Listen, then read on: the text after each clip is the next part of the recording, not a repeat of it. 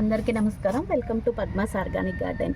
ఈరోజు మన టెర్రస్ గార్డెన్లో కాకరపాదుని ఎలా పెంచుకోవాలి, దానికి ఏమేమి పోషకాలు ఇవ్వాలి అనేది మీకు ఎక్స్ప్లెయిన్ చేస్తాను.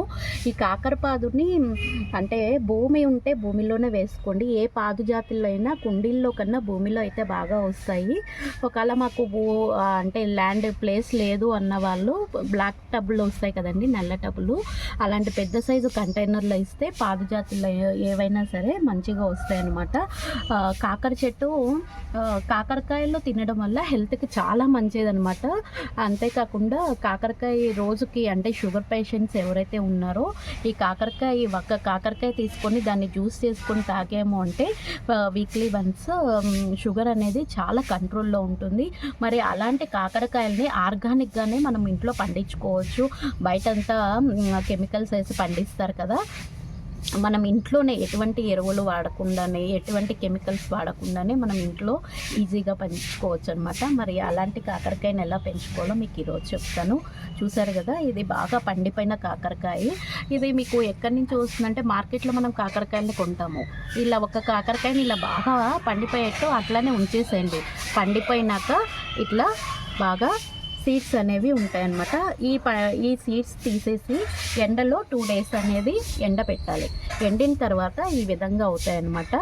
ఈ విధంగా తీసుకున్న కాకరకాయ విత్తనాన్ని మనము చూసారా, నేను ఎక్కువ లోతు తీయలేదనమాట. 1 ఇంచ్ 1/2 ఇంచ్ అంటారు కదా, 1 ఇంచు లోతులో పెట్టేసేసి ఇట్లా కప్పేద్దాము. చాలామంది తెలియక ఎక్కువ లోతులో పెట్టేస్తారు, అందుకనే సీడ్ అనేది జర్మినేట్ అవ్వదు. ఆ విధంగా ఇక్కడ నేను ఆల్రెడీ ఒక చెట్టును పెట్టాను చూడండి. 15 days అయింది ఈ కాకర చెట్టును నేను నాటుకొని. 15 రోజులకి ఈ మాత్రం గ్రోత్ వస్తుంది. మనకు విత్తనము మొలకెత్తడానికి కొద్దిగా టైం పడుతుంది అన్నమాట. మీకు ఇంకొక ప్లాంట్ కూడా చూపిస్తాను రండి. చూసారు కదా, ఇదైతే నాకు 5 months బ్యాక్ అయితే నాటుకున్నాను. ఇట్లా ఒక చెట్టు పెద్దగా 3 months నుంచి మనకి క్రాప్ అనేది స్టార్ట్ అవుతుందన్నమాట. ఒక పాదు పెద్దగా అయ్యేపాటికి ఈ పాదు దీని క్రాప్ అయ్యే లోపల నేను ఇప్పుడు ఇంకొకటి నాటుకున్నా కదా, అది మళ్ళీ మనకు వస్తుంది. ఇట్లా చేయడం వల్ల మనకి వెంటనే కూడా వెజిటేబుల్స్ తీసుకోవడానికి ఛాన్స్ ఉంటుందన్నమాట. కాకరపాదు అనేది చూసారు కదా, ఇదంతా 5 months అండి. ఎంత పూత కాకరకాయలు కూడా చూసారా ఎంత బాగా వచ్చేసినాయో. ఈ రైనీ సీజన్లో కాకర చెట్టు బాగా వస్తుందన్నమాట. కాకరపాదులు కానీ బీరపాదులు సొరపాదులు ఏ దానికైనా మనము వాటికి అల్లుకోవడానికి మంచి ప్లేస్ ఇచ్చాము అంటే నీట్గా అవి గార్డెన్లో అల్లుకుంటాయి. ఒక సైడ్ వైపు పెట్టుకోండి, ఎందుకు అంటే మధ్యలో పెట్టారు అంటే ఈ నీడలో మిగిలిన చెట్లు సరిగా రావన్నమాట. మీ గార్డెన్కి కార్నర్స్ ఎక్కడ ఉంటాయో పాదు జాతులు ఎప్పుడు అట్లానే పెంచుకోవాలన్నమాట. కార్నర్స్లో పెంచాము అంటే కనుక అవి మనల్ని డిస్టర్బ్ చేయకుండా అవి తీగలు అనేవి స్ప్రెడ్ అవుతూ ఉంటాయి. మరి కాకరపాదుకి ఎటువంటి పోషకాలు ఇవ్వాలి? వారానికి ఒక్కసారి బియ్యం కడిగిన నీళ్ళు ఇవ్వండి. ఆర్గానిక్ వెజిటేబుల్స్ ఏవైనా సరే బియ్యం కడిగిన నీళ్ళు అనేది చాలా బాగా పనిచేస్తాయి అన్నమాట. బియ్యం కడిగిన నీళ్ళు డైరెక్ట్గా కాకుండా 1 day పర్మెంటేషన్ చేసి 1:2 రేషియోలో ఇవ్వాలి. ఎప్పుడు పర్మెంటేషన్ చేసినాక డైరెక్ట్గా చెట్లకు అనేది పోయకూడదనమాట.